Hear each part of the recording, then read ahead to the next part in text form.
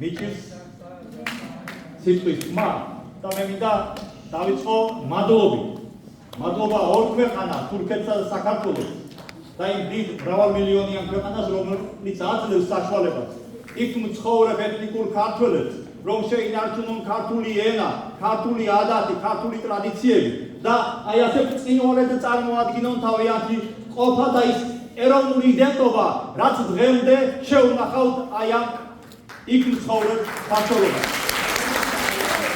მადლობა ქალაქ ბორცვის მერ ბატონ ერჯან დავითაძეს, რომელმაც შეუძლებელი შეძლო პატარა ქალაქში 11,000 კაციან ქალაქში.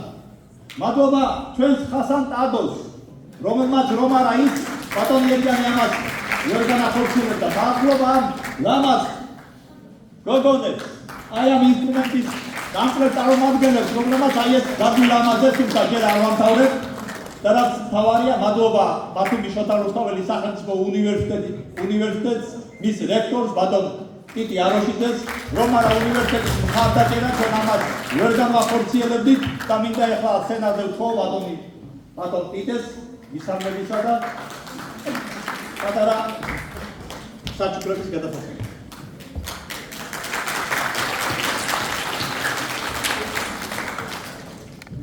მოგესალმებით. პირველ რიგში მეც მინდა დავიწყო მადლობით და ეს მადლობა ეკუთვნის ყველა იმ ადამიანს, ვინც დღევანდელ დღეს აი ამ ორი დღის განმავლობაში წვლილი შეიტანა ამ დიდ ღონისძიებაში.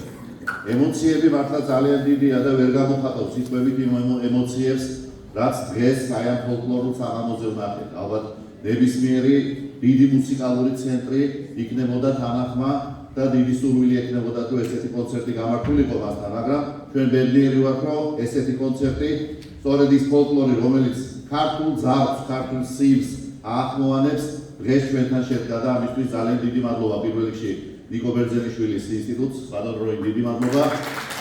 დიდი მადლობა ბორცვის მერს, დიდი მადლობა პირველ მონაწილეს. ყველაზე დიდი მადლობა რა თქმა უნდა იმ შემსრულებელს, რომლებიც დღეს აი აქ ჩვენთან გვილამაზებდნენ აი ამ საღამოს. მე მახსენდება მუხრან მაჭავარიანის სიტყვები, მე ისეთ ქართველს რა უთხრა ისეთ ამხანaks, ვინც ვერ ახერხებს ქართულად წერას, კითხვას და ლაპარაკს. ეს ხალხი სიმღერასაც ახერხებს, ქართულად სიმღერას ახერხებს, ლაპარაკს რომ თავი დავანებოს.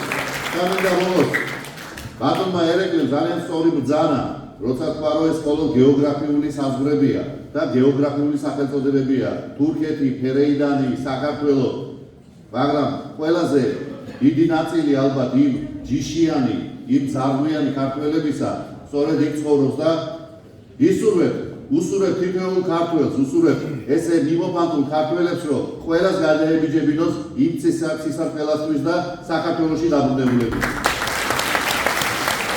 დიდი მადლობა.